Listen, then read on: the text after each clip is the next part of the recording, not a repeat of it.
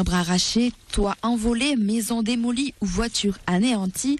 Un an après la tornade qui dévasta le pays des Cévennes dans la nuit du 3 au 4 novembre, à Anduze, malgré une aide financière de 12 000 € versée par la CCI, le traumatisme demeure. Et très dur, très dur. Quoi? Il faut tout reconstruire, tout repartir à zéro. Après, de toute façon, peu importe la somme financière à la hauteur à laquelle on peut être indemnisé, je pense que ça remplacera jamais le préjudice moral, quoi.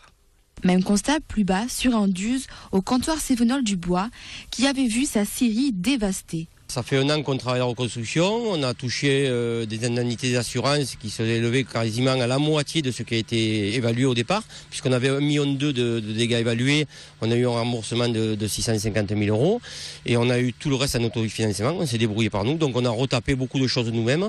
Ça a été une désolation pendant 2 jours, et puis après on est reparti, on a rebondi, on a cherché à rebondir et avancer. Aujourd'hui on se tourne vers l'avenir, on ne regarde pas le passé. Mais outre les dégâts matériels immédiats, cette tornade a fragilisé et endommager le paysage anduzien. On s'est aperçu qu'à la suite de coups de vent de la semaine dernière, pas mal d'arbres se couchent et doivent être soit abattus, soit mis en sécurité. C'est le cas également pour la DDTM qui a dû, elle, abattre des arbres sur la zone de Labo parce qu'ils étaient très fragilisés. De Générargues à Anduze, ce sont au total 16 entreprises sur la vingtaine impactées qui ont bénéficié de l'aide financière de la CCI.